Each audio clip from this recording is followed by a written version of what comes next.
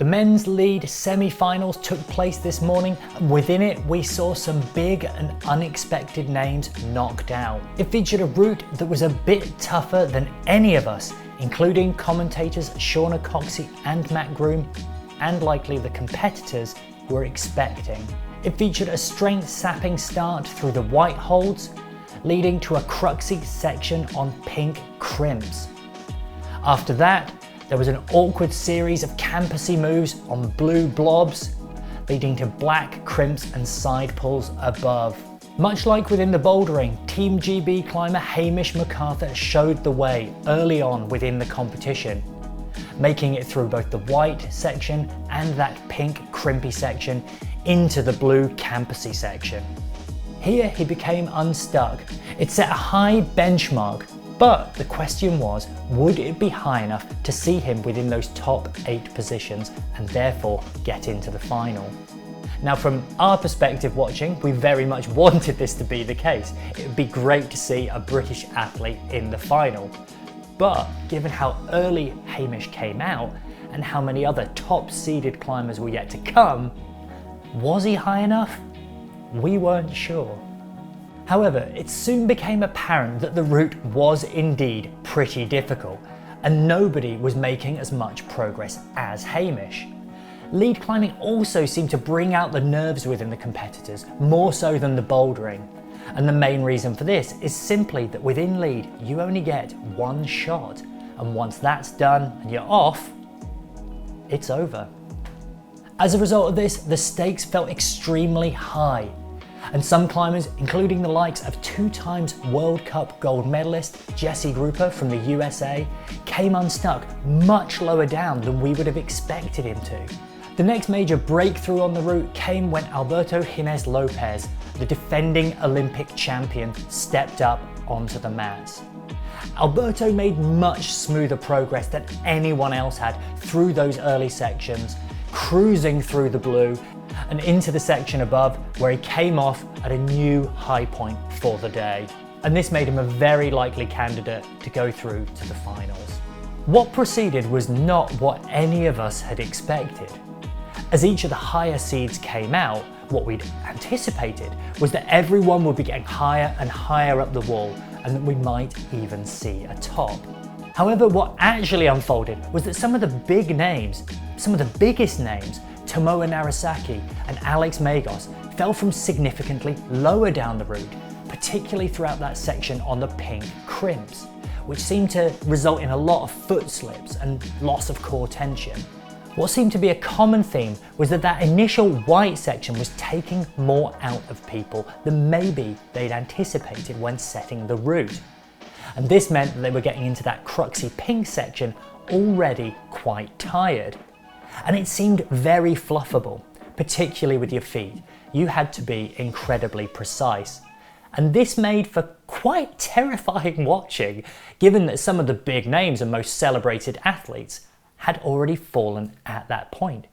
In fact, 6 competitors fell on exactly the same move, 21 plus. Paul Gempt from France and Colin Duffy from the USA made it higher the most, securing their place in the final. But perhaps one of the biggest surprises was Jakob Schubert not making it higher than the likes of Alberto Ginés-López. Jakob is usually someone that you expect to see high up on the wall, cruising towards the top, but he ended up falling lower than expected, but not low enough to not qualify. When Toby Roberts stepped up onto the mat, I think everyone took in a deep breath. Having seen the likes of Alex Magos fall off on that pink section and Tomoa Narasaki and all the others, it was pretty apparent that mistakes could happen, and Toby has made mistakes previously. Now, early on through the white section, he didn't look his usual smooth self, and there was a moment within those pink crimps that it looked like he was going to become unstuck. In fact, I think he had come unstuck, but managed to just about power through. Afterwards, he seemed to perform some remarkable turnaround, because any of that doubt that had come before was swiftly washed away, and he absolutely cruised, pretty much matching Adam Ondra's high point, just shy of Alberto Ginés-López's high point. Hilariously, the final competitor to come out onto the mat, Sorato Anraku of Japan, had already qualified for the combined finals without actually combining anything. His scores were so good from the bouldering semi-finals earlier this week that he was already within the top 8. But he still put on a great show, finishing at 42, just shy of the 42 plus of Toby Roberts and Adam Ondra. And to be honest, he looked the smoothest of the lot throughout and goes into the final as, in our opinion, the firm favourite. Now, due to the various shocks that occurred within, Hamish McArthur ended up finishing in 8th place, thus qualifying for the Olympic finals. This means that there are 2 Team GB athletes in the final. In fact, Team GB is the only country that has 2 athletes in the final, which is an incredible achievement. It's worth remembering that now the semi-finals are done, the scores are wiped clean, and we go into Friday's final with the bouldering in the morning and the lead in the afternoon. And after that, we will have our new Olympic champions crowned. It's a really interesting field too, with the old guard in the form of Adam Ondra and Jakob Schubert, defending Olympic champion Alberto Ginés-López still in the mix. We then have the young guns in the form of Toby, Sorato and Paul Jemft. And Hamish comes in as the wild card, having only recently qualified and obviously pulled something miraculous out the bag to reach that final. In first place, Japan's Sorato Anraku. In second place, Great Britain's Toby Roberts. In third place, the Czech Republic's Adam Ondra. In fourth place, Spain's Alberto Ginés-López. In fifth place, Austria's Jakob Schubert. In sixth place, France's Paul Jemft. In seventh place, USA's Colin Duffy. And in 8th place, Great Britain's Hamish McArthur. UKC's editor Natalie Berry was out at the games watching it live, and here's what she had to say. What a day it was for Team GB. We've got 2 athletes into the men's combined boulder and lead final on Friday. It was another day full of famous faces with people such as Alex Honnold and Sharma milling around, so yeah, lots of fans excited to see some of the biggest names in climbing at the event alongside the competitors. This is the first time we've seen the climbers in action on the lead wall at Le Bourget, and it was a very difficult, quite complex route. Hamish McArthur told us that it was quite hard to read and that if you read it incorrectly or climbed it incorrectly, it would go from feeling okay to impossible to climb. And I think that was reflected in the results on the day. Hamish McArthur was out early on and put in a solid performance to reach around 3/4 of the way up the route. When we spoke to him afterwards, it wasn't really clear how he was going to do at that point, but he was just really happy to have unlocked a new mindset in climbing, not really attaching his identity and his self-worth to his results, just going out to enjoy it and making the most of the Olympic experience. His dad, we also spoke to him, and he was saying how nerve-wracking it can be to watch a lead round because you only have one opportunity. It's not like the boulder where the athletes can fall off and try again.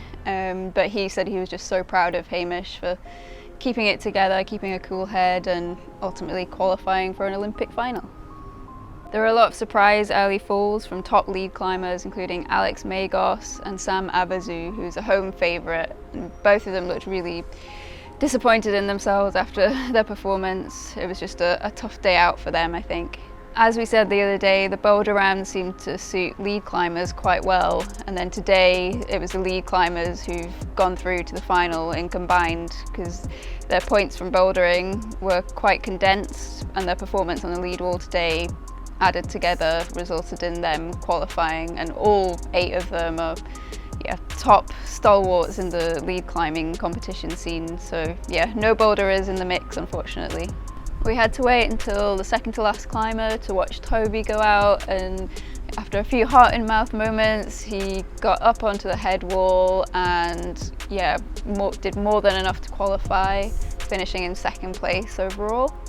And we spoke to his dad Tristan afterwards, and he said how nervous he was. He said, Toby isn't happy with his lead performance and I'm not happy with my heart because it was just going at 1,000,000 miles an hour watching him. And Yeah, just Toby said the route was really difficult, but he was pleased to get through. I think he wanted a bit more out of himself on the route, but yeah, second British athlete in an Olympic final, you can't really ask for much more. UKC editor Zara White will be taking a look at some of the lead specialists who maybe didn't do quite as well within the bouldering, but we anticipate smashing it out of the park tomorrow. Plus a home favourite who did extremely well within the bouldering. Nobody expected 15-year-old Chae-Hyun Seo to unsettle the greatest of all time, Janja Garnbret, in her debut senior IFSC season in 2019, especially not after Garnbret's clean sweep of the boulder circuit.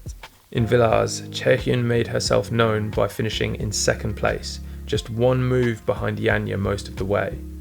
1 week later in Chamonix, however, she demonstrated that Villars wasn't a one-off and put the pressure on Garnbret by matching her in qualification. The pressure seemed to get to Garnbret, with a shock 9th place in semis knocking her out of the finals. Chae-Hyun won the round and set a precedent for the rest of the season. 3 more wins and a 3rd place finish, resulting in 1st place overall with 4 golds, a silver and a bronze across the 6 rounds. A Tokyo 2020 Olympian, Chae-Hyun placed 8th in the final, a poorer performance in speed and boulder dragging down her 2nd place finish in lead. Shortly after Tokyo, Chae-Hyun became lead world champion in Moscow and placed 3rd in Bern in 2023. Shortly after Tokyo, Chae-Hyun became lead world champion in Moscow and placed 3rd in Bern in 2023. She remains among the top 3 lead climbers on the circuit, alongside Garnbret and Ai Mori.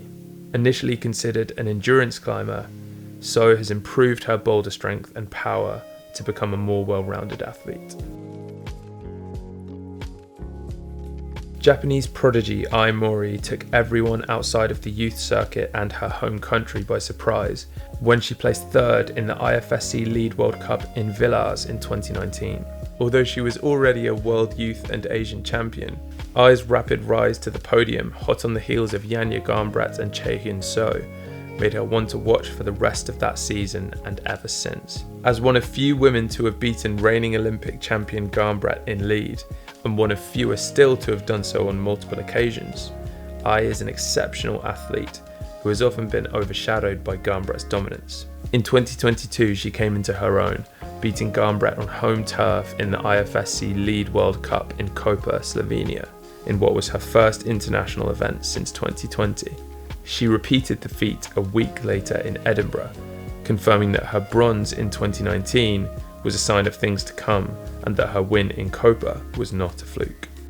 Ai comes into her own on endurance-based routes due to her static climbing style, but is occasionally stumped by powerful, dynamic moves. She rarely seems fazed by the pressure of competition, and often mentions that her goal is not to beat others, but first and foremost to reach the top of the routes and boulders.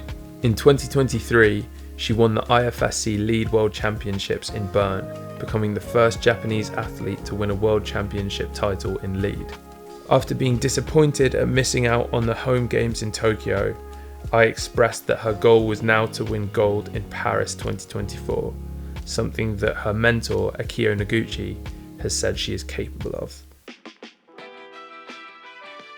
Before she became a regular on the IFSC World Cup podium in boulder and an Olympic athlete, Oriane Bertone was best known in the climbing world for her outdoor ascents of hard boulder problems, with numbers greater than her age. Then she became a dominant force in the IFSC youth circuit, winning the World Youth Championships in both lead and boulder in Arco in 2019. As a result, Bertone's arrival on the senior circuit in 2021 at the tender age of 16 came with a certain level of expectation. 2 silver medals in a row in Meiringen and Salt Lake City proved that Bertone was already a major player in boulder, but her results gradually dropped off in a year of 2 halves, perhaps due to being burnt out or increased pressure after her breakout start to the year. In lead, Bertone showed potential with a 12th place in her first World Cup, but she has few participations to date in lead compared to boulder. 2022 started strong for Bertone, with a 2nd and 4th place in boulder, but once again she could not maintain consistent results. Bertone's gutsy style has matured over the years. As a newcomer to the circuit, her youthful enthusiasm and dynamic ability sometimes got the better of her in moments where slowing down and contemplating a move might have helped her progress. In 2023, a more measured, confident Bertone left no doubt as to her intentions to qualify for a home Olympic Games. After a 31st place finish in Hachioji, she won 2 silvers in a row before earning her first Boulder World Cup victory in Prague, beating Janja Garnbret in the process. 2 semi-finals in lead marked good progress ahead of Olympic selection, and a silver medal in boulder and 6th place finish in the Olympic combined format at the Bern World Championships made her the one to watch at the European Olympic qualifier event in Laval. What's it like to compete within the Olympic Games? Now that's a question that not many climbers can answer, but we caught up with British climber and Olympian Shauna Coxsey about her experiences competing in Tokyo. So Shauna, thinking back to Tokyo 2020, what are your key memories from the event? Wow, thinking back to the Olympics is so surreal even still now. To stand here as an Olympian is not something I ever thought I would say out loud, but the Games itself is hard to describe. The intensity, the atmosphere, the magic of it all, but also the kind of other side of that. It's quite a dark place at times too, and yeah, I don't think I still believe it. I don't think I've ever stopped to process it, to be honest. It was a weird Olympics on several levels, wasn't it? Because of that 1 year delay as well, moving from 2020 to 2021, COVID and the pandemic, meaning that maybe, I guess, the atmosphere around the Olympic Village and the competition itself was that bit tighter and that bit more regulated. How was that to deal with? Well, it was climbing's first Olympics, so we had nothing to compare it to. It was totally new for us, and there were other athletes and other sports talking about the differences to previous games, but for us it was just exactly what it was. But because of that delay and kind of the unknowns and the uncertainty surrounding the games itself and whether it would go ahead, and then my own personal journey with injury and how COVID impacted that, it definitely made it a very unusual experience. My entire career and my competitive life, I've gone to competitions to compete and to push as hard as possible, and it really felt like I was just going to the games to participate. I wasn't there to compete, I was just there to get through it. So it sounds like, yeah, the size and the scale and also just the kind of weirdness of it almost sounds like it made an impression. Yeah, it is. It's the biggest sporting event in the world. It's one of the biggest events in the world. The sheer scale is hard to get your head around, and it's not something as human beings we could ever get used to. There's no opportunity to get used to it.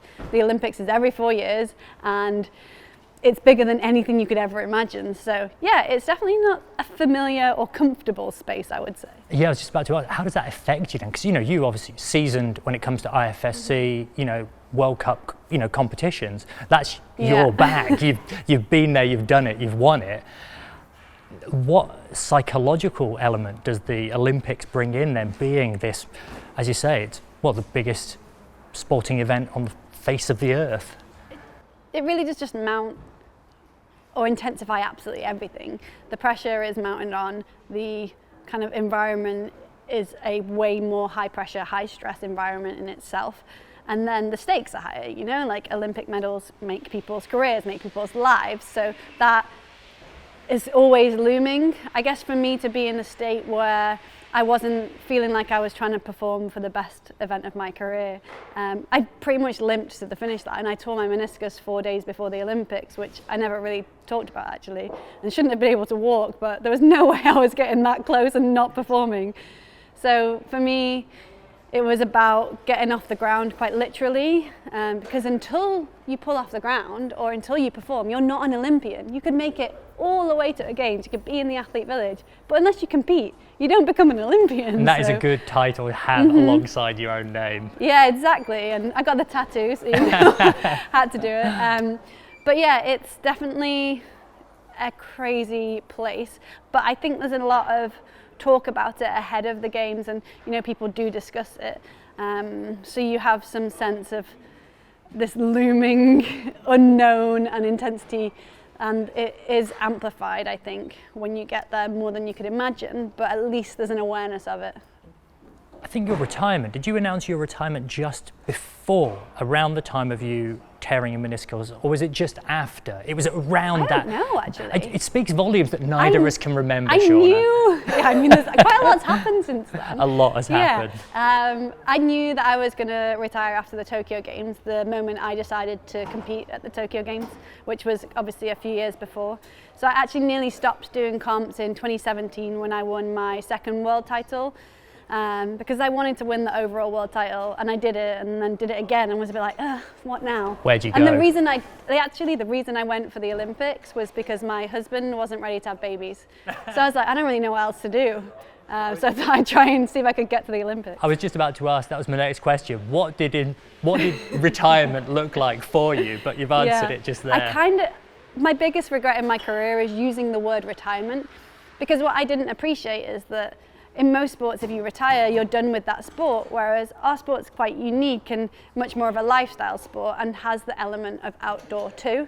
So though I was retiring from my competitive career, I was very much beginning my outdoor career with the interlude of having a baby. So yeah, it was all a little bit strange and hard to communicate to the outdoor, the community outside of climbing, that I wasn't done.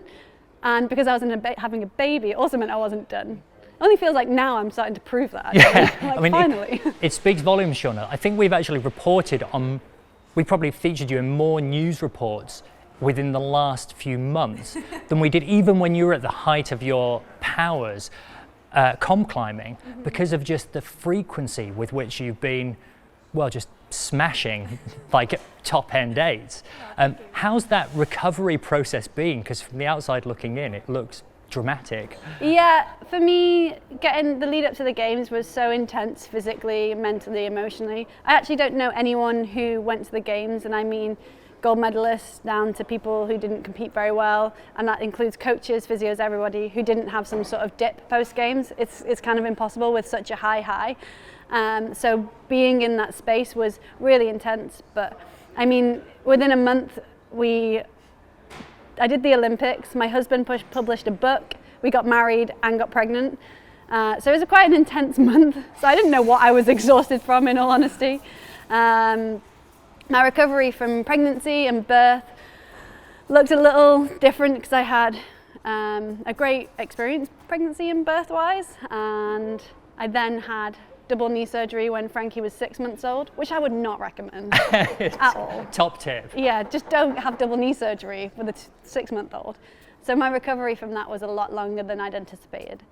But more than that, I had to navigate climbing on rock, and that being my job and my passion too, whilst being a mother and kind of sifting through all these different things. So yeah, recovery I think is always going to be ongoing, but I feel like I'm now at a place where I don't rely upon my husband and my support network to be able to climb hard. And I think my most recent hard boulder was the first time I've climbed something hard without the help and guidance of my husband, so that's kind of crazy. It is useful having Ned around, but it's also, I guess, nice to do things on your own. Yeah, to know I can do it on my own. Because it took so long for me to get to a point where I was comfortable in the outdoor space. I could be confident and feel happy in that space. I was super scared of falling. I didn't know how to read rock very well when I was coming back, and I was anxious about my child and leaving Frankie and navigating all of that. And now it feels like I'm kind of getting into my stride, but it feels like I've got a lot more to give too. Yeah, I mean, this is a question on two levels, I think, Shauna. How's the pace of life's changed? And I guess maybe there's half of that element within the family, but also within, you know, the lead up to the Olympics and all those years comp climbing as well. The training must have been like back-breaking. And how's quite literally. Probably. Yeah. That was not intended as, but it's led in smoothly, so I'll claim it's planned. Yeah, going towards Tokyo, I would train 9 days on. I was training for 3 disciplines. I'd do 9 days and then 1 day off, and that varied in how much intensity those days had in them, but I'd do up to 3 sessions a day, and I basically trained ate and slept, and my coach would drive me to training, and then I'd sit down with my manager, Ned, and my coach, and we'd just plan out the next however many weeks, and it was all done for me. At one point my sister rang me and was like, I haven't seen you for 9 months, how are you? And I was like, I don't even know, like all I do is train, eat and sleep. And I can just say rock climbing is so much easier than comp climbing. I was about to say, it's so much easier. There's the complications now of having a young child. Yeah, but it's still so much balance, easier. Yeah. Yeah, I guess with rock climbing, it is such a different world, and yes, there are elements that play across, but to be able to choose where you climb and when you climb is the biggest thing. You know, if I feel tired, I don't have to go climbing. If I want to have an extra rest week, I can just do that, and then I can train specifically for different things, which is something I've not done yet. I've just been trying to climb as much as possible, but the intensity of competing for me wasn't sustainable, and it just breaks you apart because you are constantly pushing as hard as you possibly can. So it looks a lot different in my life now, and yes, it's tricky to manage going rock climbing with a little one, and I need a big support network in order to make it possible, but yeah, not as big as the support network I needed to get to the games, that's for sure. How's Frankie's climbing coming along as well? Frankie, oh my gosh, she is super strong, she's so psyched. Yeah, I feel like I need to hurry up and get some more boulders done because it won't be long before she's taking them off, to be honest. Kids move so naturally, and I guess the genetic, Frankie's genetic makeup from yourself and Ned is a pretty special brew, I think. Yeah, it's fascinating very much from her physicality and what she's capable of. Like, she is absolutely stacked and she's 2 years old, which is mind-blowing, but her passion and joy and love for the sport already, which is so pure and so innocent. You know, we don't push her to climb, we encourage her if she wants to, but we never kind of nudge her towards it. It's just available if she wants to. And I guess in her life it's normal. But yeah, she like ran up to me the other day and she was like, I did a heel hook. I was like, cool, I'm so proud of you. And she did a climb recently and she went, that climb made me feel confident. And I was like, wow, that's such a cool thing to hear from a little one. So yeah, she's psyched on it. Bringing it back to the Olympics, you mentioned you were training for 3 disciplines. Now for Paris, obviously they've split lead and boulder away from speed climbing.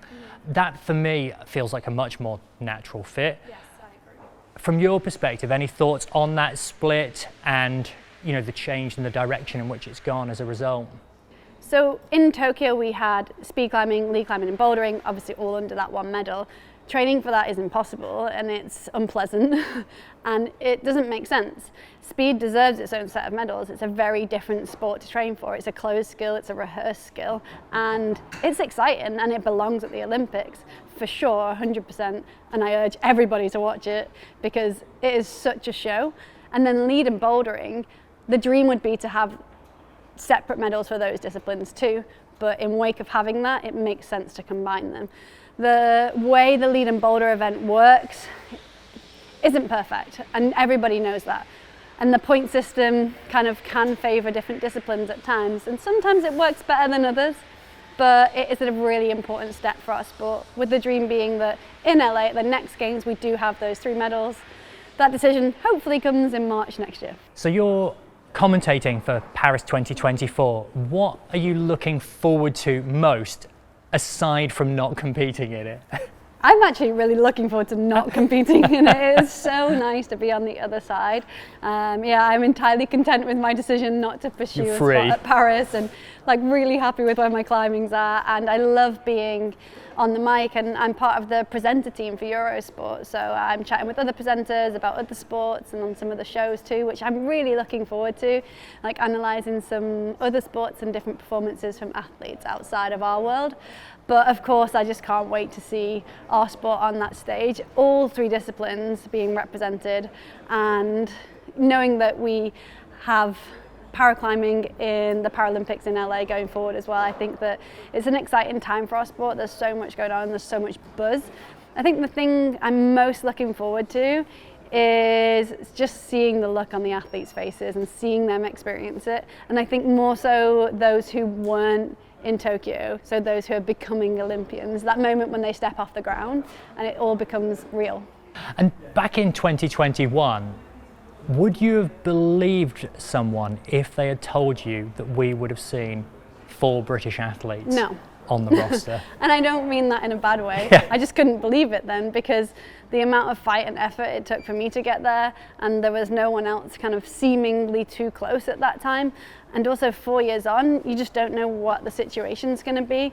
So now that we have 4 athletes, a full quota for lead and boulder, it's really cool, and it makes it so much more exciting.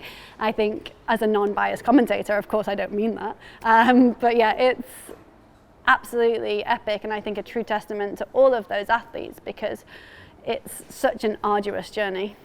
And with your maybe not with your commentator hat on here, but is there anyone who's to look out for? Is there anyone in particular throughout the field that you think is... As GB athletes or generally? Oh, let's go generally, I think, because let's face it, from a GB perspective, we've all got 4 firm favourites. We're all rooting Yeah, for... but I guess even within our GB perspective, you know, we've got some really interesting athletes going to the games. We've of course got Toby, who qualified ahead of the Olympic qualifier series.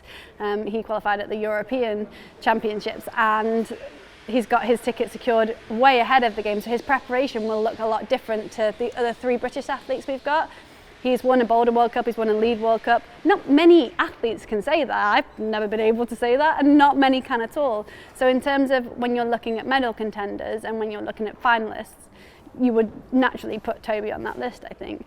And then for other GB athletes, we've got Erin McNeice, who has seemingly come out of nowhere this season and absolutely dominated. She looks so confident and secure in that environment. For a young athlete to be owning that space so proudly and so strongly, I think is really impressive to see, and I don't think we can underestimate Erin. I think she has that sort of almost X factor, doesn't she, because of the fact that she's come from, it feels like juniors to seniors, and that is a really hard transition to make. She's actually done senior World Cups previously. We've just not seen much from her previously, and then she's gone away this off season, worked harder than ever, and she is reaping those rewards. We're really seeing that benefit from her training that she's done this off season. We have seen Erin in previous World Cups and World Championships at senior level, but not up at this level, and she's just peaked at the right time.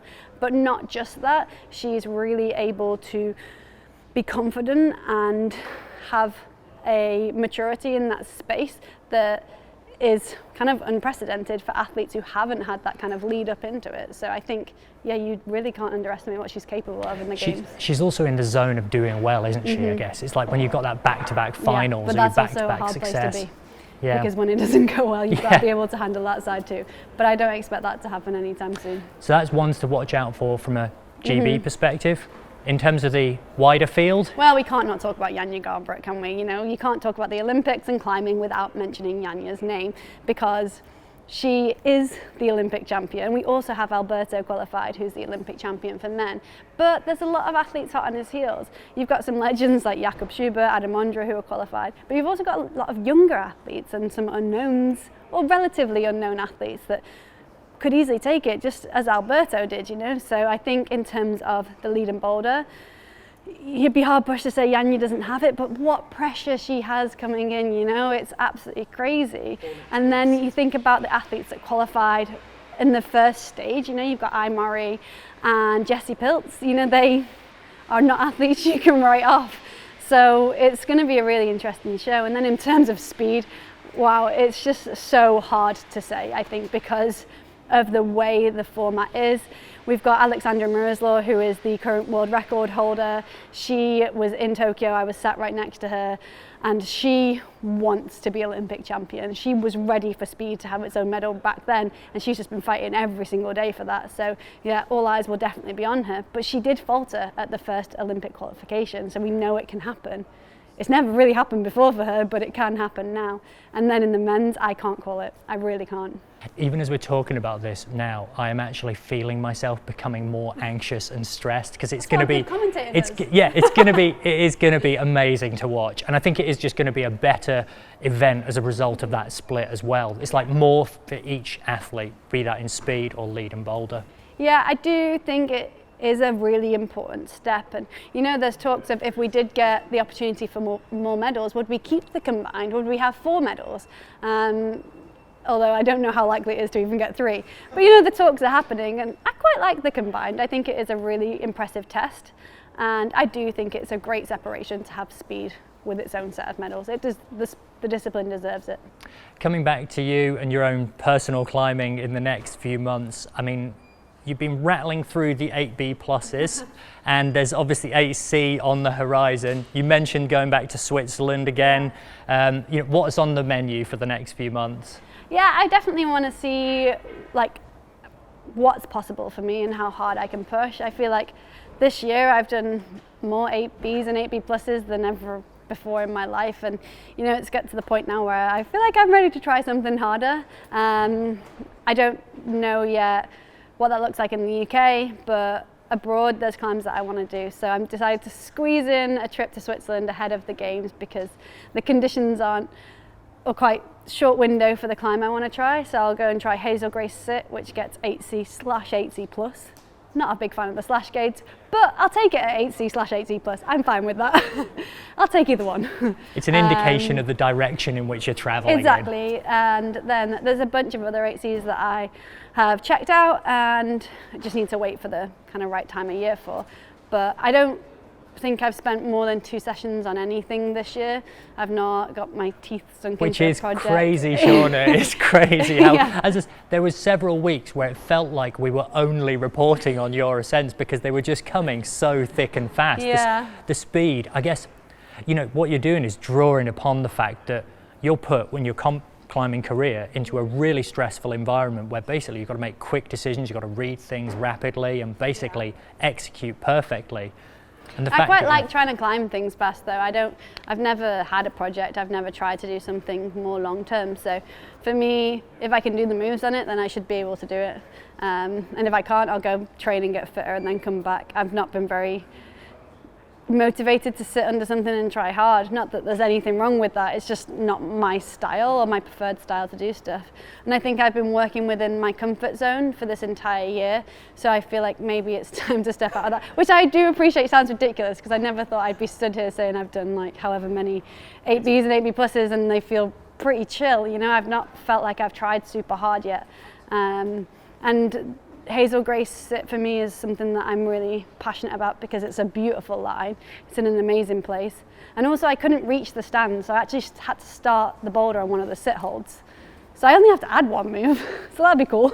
I mean, if this is what retirement looks like, Shauna. Exactly, I'm not really retired, am I? I still train and do all of the jazz. It's just a bit less intense with the toddler in tow. So Shauna, thanks for joining us, and I look forward to hearing you commentating at the Paris 2024 Olympics in just a few weeks' time. Thank you so much. I really can't wait. It's the women's lead semi-finals tomorrow, so stay tuned on our YouTube channel for our daily reports. For further in-depth analysis, visit ukclimbing.com.